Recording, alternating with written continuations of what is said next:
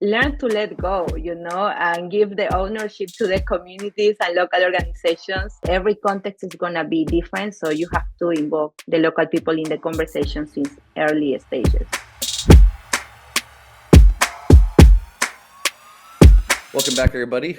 Rich Brubaker, founder of Collective Responsibility, here today with another episode of the Sustainable Ambassador Podcast. Through this podcast, I'm speaking with global sustainability professionals who are working on the challenges that we face of economy, environment, society, and community. Through this episode, I'm extremely excited to be joined by Isabel Felandro, who is the head of programs at Cool Earth. At Cool Earth, she leads the global program team on conservation projects with indigenous communities to protect the Amazon rainforest and support people's well-being using her specialist knowledge across environmental policy, law, gender, and climate change. And the reason I brought Isabel into this is a few weeks back, she was quoted as part of a Guardian or as part of a newspaper piece talking about the work that they've been doing at Cool Earth to kind of marry universal basic income and biodiversity in the Amazon. And this is one of those pilots that has been bubbling over the last couple of years, just like many UBI has. And I wanted to speak with her about, one, how did this come together?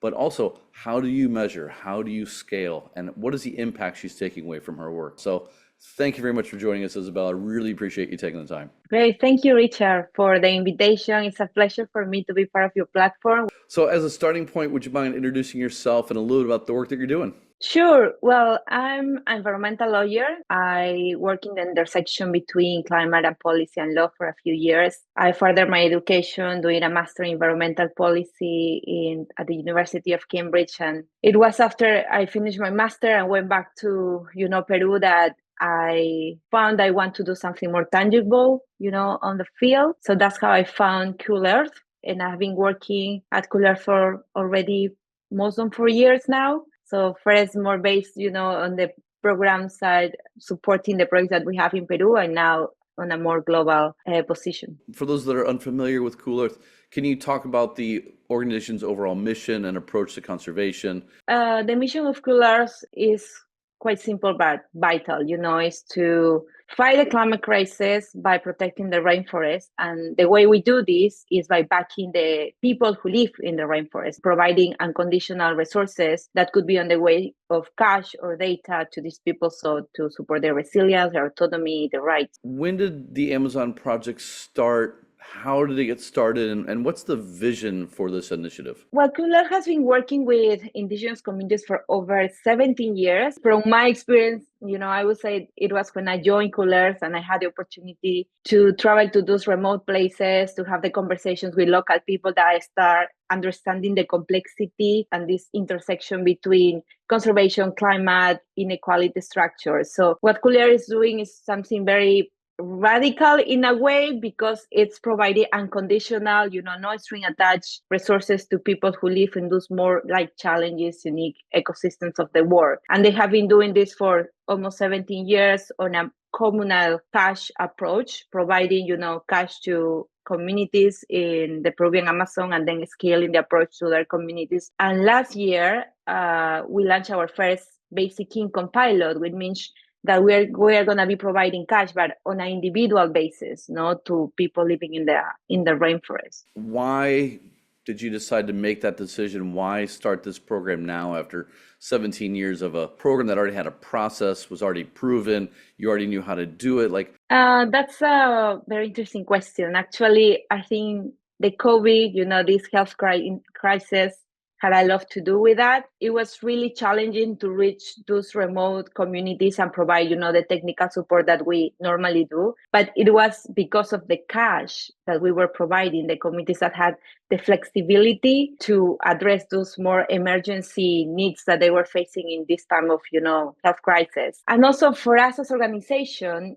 COVID also gave us time to reflect our approach. And at the same time, there were discussions in the academic world about conservation basic income. So we were like, okay, we have been doing this, basic income approach for unconditional, cash to communities for 16 years. We know that this kind of approach works, but we would like to take it out a little bit further and test on a basic income, like individual cash to people. And that's how everything started. What was the size and scope of the pilot? And how did you approach finding the right communities to engage, or what was the starting point? What were the starting discussions? So the difference between a regular cash transfer, project than a basic income is like you give the cash to every individual. In this case, we're talking about indigenous communities in the Amazon. So you give it for every person in the household, to the men, to the women. Of course, we wanted to follow a very locally led, transparent, ethical approach. So that's why I said before, we were having conversations at the national level with an indigenous organization, first pitching, this, and it was not an easy process, because when we approached the organization, we thought, okay, they're gonna think this is an amazing idea. But they were very skeptical, about this, especially about the unconditionality of the approach. So it means you give cash to the people and you trust that they will spend the cash on what fits better, their contacts, their challenges. And so because they have been involved in more traditional conservation approaches, other organizations, they couldn't believe the unconditionality. So when you try to implement the theory, to the reality of a specific context, you realize that the practicalities are more messy and more complex. So we talked with this indigenous organization. They were very fair, transparent conversation, and at the end, I think what they really like and why they decide to partner with us is because we said, okay, we are not doing this alone. We are going to partner with you. We want you as our, next to us, co-designing, co-developing, also, being in charge, both organizations, of the monitoring and evaluation. So that was something also new for them, because normally if you come from a more top-down conservation approach, normally organizations come with an idea, and they want to just implement what they have already, design. But I think that was interesting in this case for them. I'm curious, how much, when you were designing this, did you think about, actually, this is a very different program. It should have a very different, vision. It should empower people differently. Did you discuss this internally beforehand so you had a better idea of what it should look like, what the vision is, and therefore what the outcomes would be? We are probably the first pilot that he's being implemented in the world. Coolers is being pioneer about it. So there was very little information about implementation and the process of how to do it. There were some, theoretical papers, but nothing has been, documented about what was really happening on the ground. So, of course, at first we had many questions, Then after, months of conversations and questions, we realized, okay, we won't know these solutions until we start piloting. And so it was the same experience when we approached to ONAMIAP. We were very honest and transparent with them. ONAMIAP is a woman-led indigenous organization with whom, we have been developing this pilot. So we were honest and transparent with them since the beginning, this is also new for us, and let's, do it together and let's see where it goes. So we found that was the way to do it, not only by the unconditional basic income that we were providing, the unconditional cash, but also involving them in the conversations of how we should be implementing. How much of this was experiment and how much of this was just a realization that actually there's a thesis here, we just need to prove it? So, Cooler has been doing cash transfer for many years. So we have kind of tested the cash transfer approach. So we start with one community in Peru with Cutivireni, providing some fund, and then the community were using those funds, to resist, illegal activities that were happening around the community. Because, sometimes the main driver of deforestation is not only, poverty, but also illegal economic scams that they want to buy, indigenous people's land. So it was a very easy way, to empower those communities and provide them some resilience to keep protecting their territories. So we did that in one community. We scaled the model in other communities. And of course, we have been, documenting the state of the forest in those communities, but also how the cash was improving the livelihood, in those places. So we kind of have some solid, information, 17 years on the making, that the communities that we have been working with, the state of the forest is healthier, is better protected than in other communities, nearby communities where we don't have the intervention. So that was probably a starting point for us to know that, okay, these cash transfer programs and conditional cash transfer works. But what we already saw, and that's why we were willing to test this basic, income pilot, is that sometimes the money isn't clustering, in the same communities or the same people that could end up benefiting, from the communal cash. So just to make you understand, how it works. Imagine a community in Peru. So a community is composed by very many villages. And when they do their general communal assemblies to decide how they want to spend the funds, of course, not everybody attends to the meetings.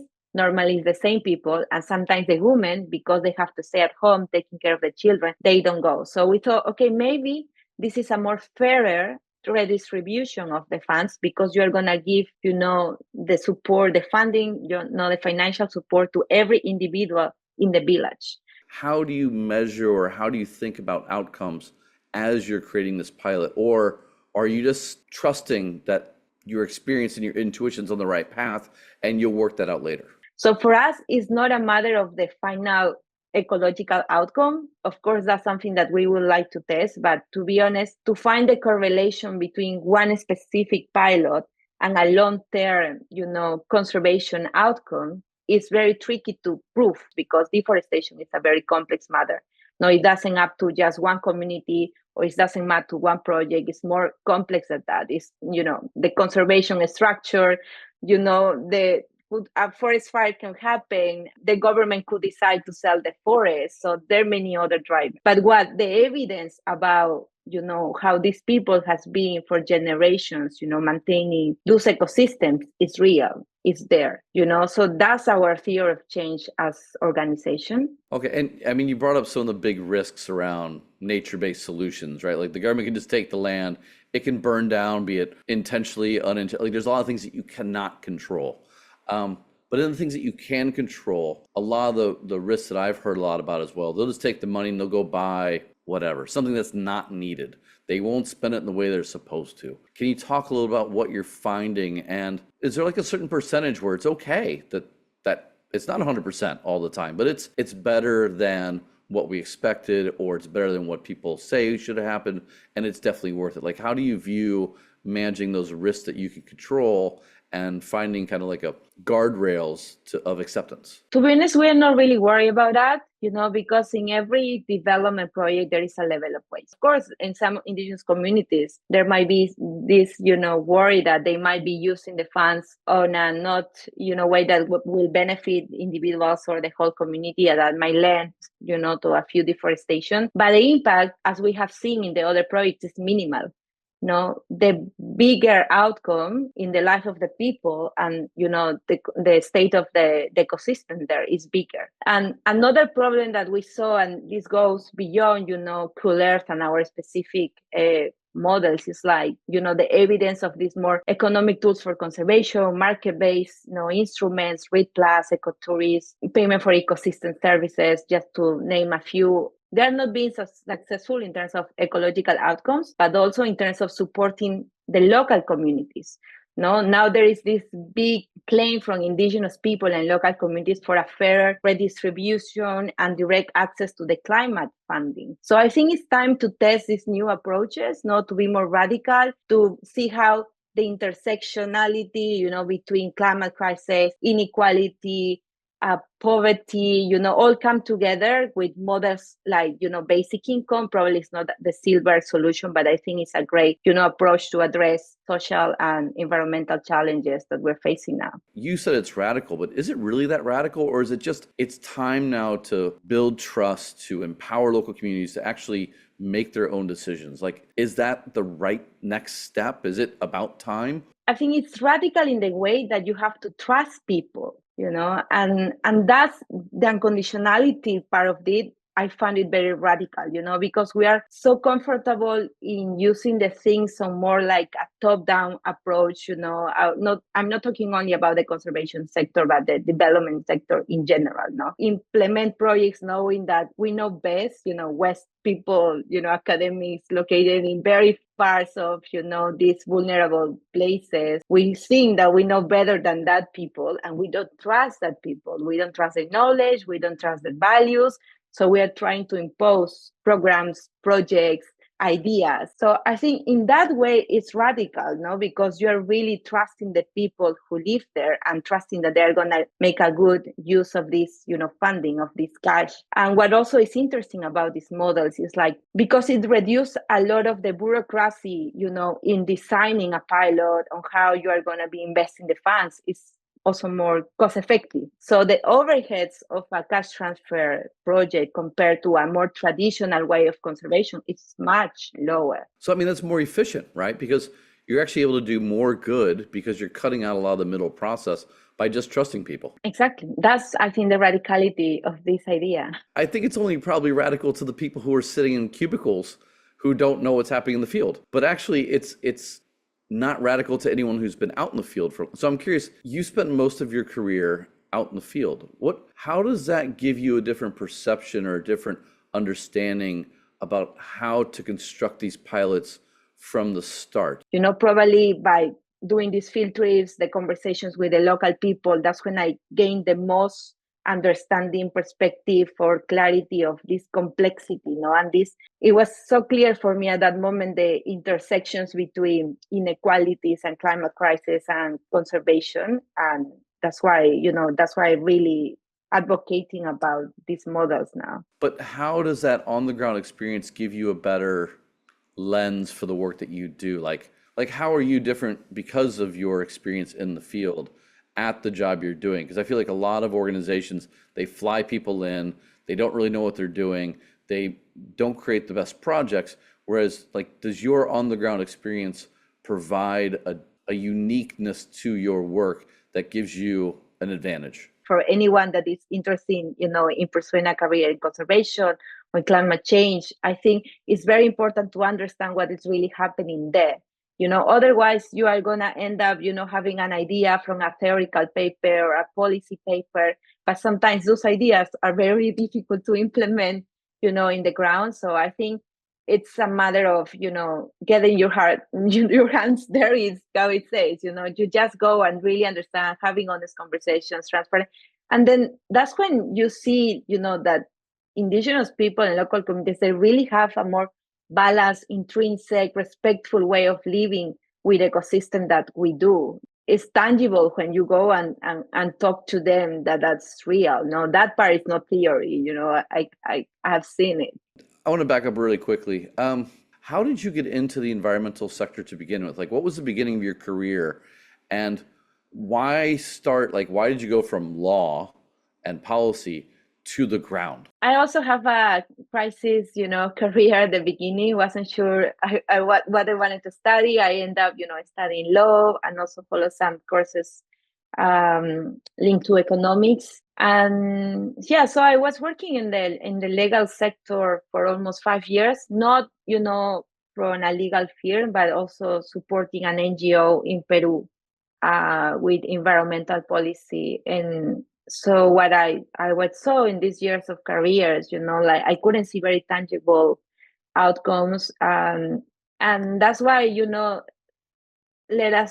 me to make a switch on, I want to see something more tangible, and that's what the switch for me to start working, on the project level more than in the policy. But now I feel like I'm other way around again, because it's like now that I see and I'm passionate about something that I think it works, I also want to be more loud and be advocating about these kinds of approach that I trust is something that really works on the ground.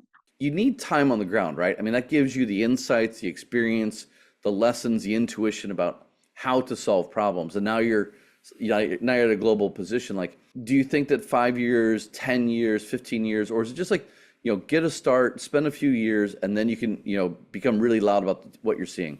Every experience probably is different, and also I was very lucky and had the opportunity to visit, indigenous communities in Peru quite often. I was traveling at first probably 6 times a year. So that gave me a better understanding and perspective of what was happening there. But I don't know what's the right amount. And also every context is different, what we're seeing, what is happening in the Amazon rainforest with indigenous people, it's very different as what, the challenges that people living in the Papua New Guinea or the New Guinea forest or in the forest of Congo. So different challenges, but there are the similarities, I guess, are just structural problems, inequalities, the lack of access to support, to funding, to agency. That's same, but then every context is different. And that's why even if you have, a local understanding, if you try to implement a project in a different place, you always have to involve the local people in the design. Probably I could say, okay, I understand better the Amazonian context now, but if we want to implement something similar in different places, you have to start, the conversations again with the local people and scale from them. And that's why for Cool Earth it's so important to pilot this approach in other, rainforests or other ecosystems, because we want to see how the process would be different. Everybody's always talking about the outcomes, the ecological outcomes, the development outcomes, but I think also very important is the process. The process really matters when do you design these programs, these pilots, and something that people is not talking much about it.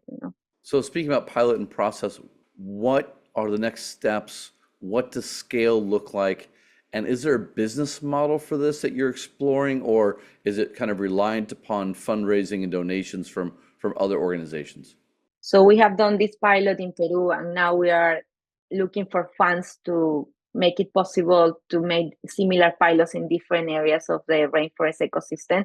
But what is most important is that we want to start advocating more about this approach.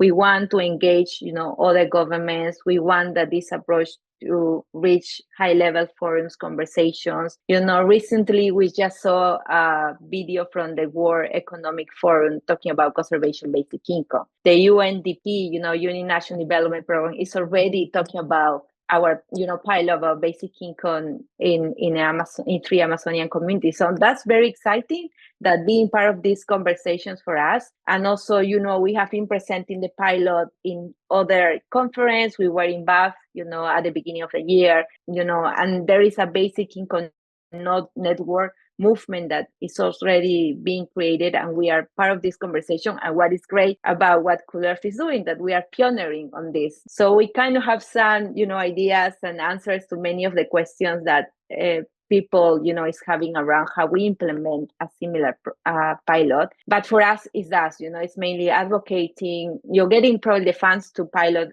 more the model, but also advocating for this approach. What are 2 or 3 takeaways that you have from this pilot that you talk about that others should take away? Like you mentioned, like if it was in the Congo or in Papua New Guinea, different contexts, different situations, but what are maybe 2 or 3 takeaways? Like, if you're going to do it, these are things that we learned that you should consider as part of your design. Okay, I think the first one is like FPIC is the most important ingredient. FPIC is a free, prior, informed consent that you have to get from the communities. That means involving the communities since the beginning of the design, getting their consent, and that's how you're going to start building the trust. So, and the second thing is like learn to let go, and give the ownership to the communities and local organizations for increase the participation of the people. As organization, we also have to let go a little bit and trust the people on the ground. So co-design, co-develop together. And as I said, every context is going to be different. So you have to involve the local people in the conversation since early stages. Speaking of local people, governments, I mean, this is often something that we don't really discuss much on. Is there a role for them to learn from you and actually take these projects to scale?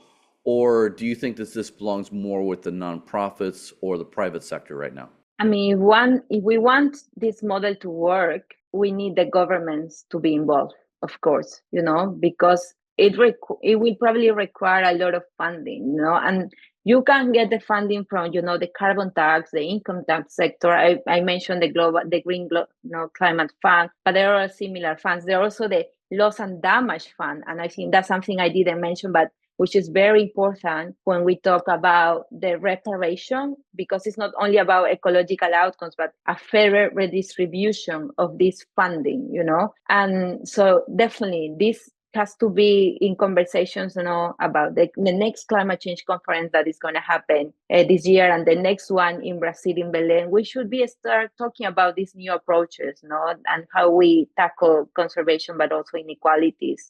And the other thing is, like, of course, there is not much information because conservation basic income pilots have been, being developed.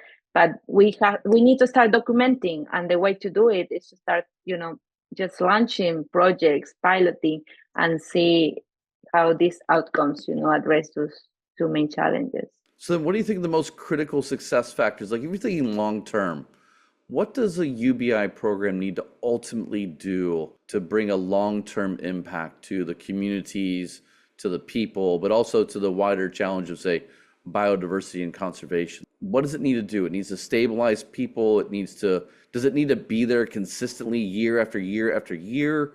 Or is the idea that it works for a couple of years and hopefully develop an economy, and then therefore it's kind of self-fulfilling? Like, what do you think a couple critical success factors are? So a UBI, not from the theoretical context, has to be unconditional. It has to be periodic. The people has to be receiving demand, and universal, universal in terms of everyone, that is part of a community, a village, a specific context should be receiving it. There is a lot of pilots. I don't know if you heard about Give Directly. They have been testing, UBI models in Africa, in India. There are other, the US, Canada have also testing. Probably if it's a matter of funding, unlimited fundings, we should have this discussion how long, our UBI should be tested. But at the same time, there is a lot of information that prove, even if it's just for 4 or 5 years, there is a legacy of that impact. If you leave the community with better resilience, with less economical, financial, crisis, and then the legacy of what the community will do after, it has been also documented. So next steps in your career, you're going to be building off this experience. You have a global role. Like, how do you see yourself taking this experience forward into future roles? Like, just, big picture, what do you see going forward for yourself? And, how do you use this experience as part of your career going forward? So I've been working on the programmatic work, mainly during the last almost 5 years I've been with the organization. But I feel, or I would like, this role is maybe switching to be more in advocacy and policy, being part of this conversation, showing what I've seen when we have been implementing the projects, and trying to advocate more, about our approach, as organization, and which is an approach that I also personally really, I'm aligned. All right, last question. You're speaking to a young professional, a student, a mid-career professional looking to jump into, a sustainable position or find a way to use their career to bring impact to a community, to the environment, to society. What are 2 or 3 pieces of advice you would give them as they're planning, their early steps in the journey?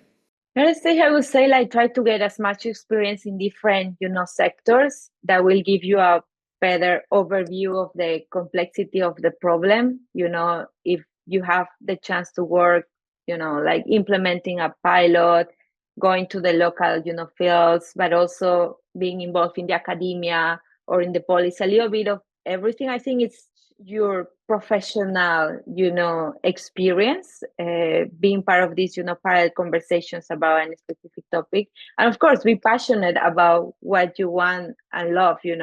I think passion is something very key ingredient in everything you do. And I think that will take you probably to places you wouldn't even imagine.